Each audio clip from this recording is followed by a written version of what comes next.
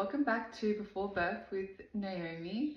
And yes, I'm fully dressed, outfit, makeup to just sit on my couch and talk with you.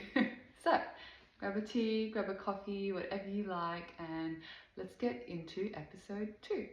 You come to a point during your pregnancy, and I don't really know where you are at your point of pregnancy at this stage, but for me, when my body started to transform and you've got a big belly, you can feel the baby kicking and moving, that's when the realization comes in, like, oh, I got to get this baby out. How am I going to do this? How am I going to approach this?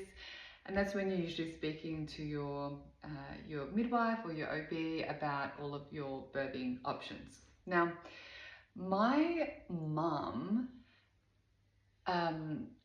had all of her children unmedicated, so I always felt really aligned to that option. So for me, it was just 100%. I wanted to do unmedicated birth, and that's when I started doing research for when I was with my daughter, planning with my daughter about the best ways to approach this. So of course I asked my mum for her tips and advice, and I also did like lots and lots of research on how to have a unmedicated birth calmly as possible.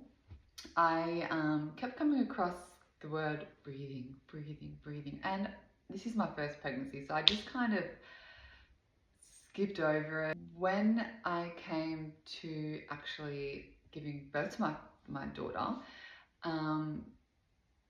breathing is something that I did not fully understand until I was there, and it was a little bit too late to kind of get any practices in place. So it's number one. It is number one important, whether you do plan on going unmedicated or you do want to take another route.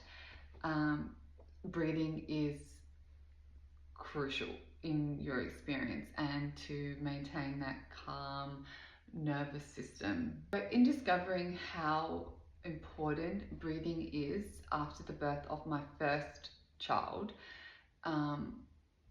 I really focused on breathing during my pregnancy with my second, and once again, of course, I'm doing the same practice with my third.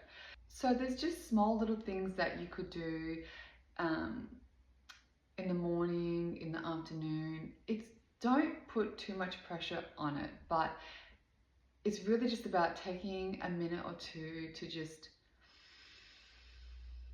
breathe in and breathe out, and just really practice that deep breathing. Really fill it all up, fill your belly up, and then just let it all out and just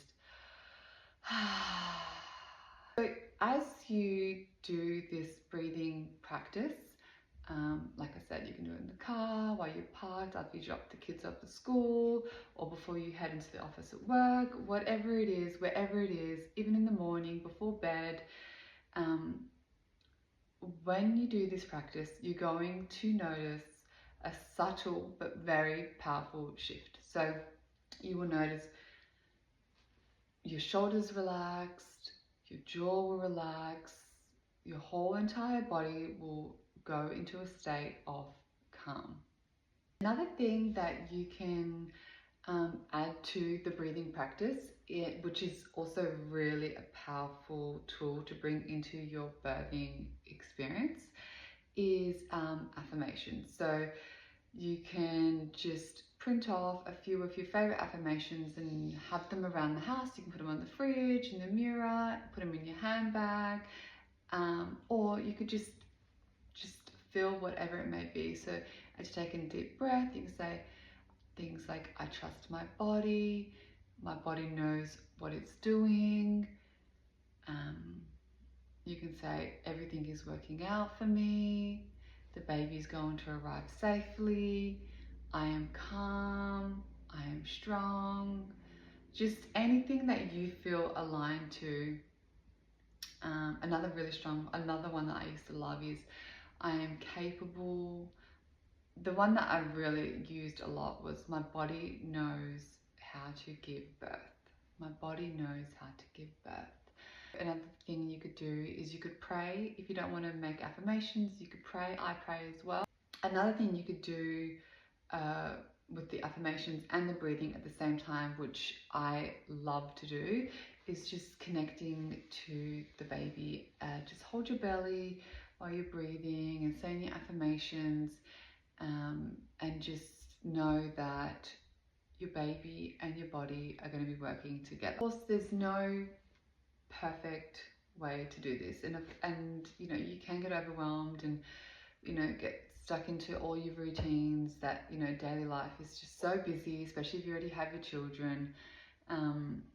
But when you can come back to this, come back to your breathing. So all of my breathing techniques, I've gone into more depth in my ebook, which you can download.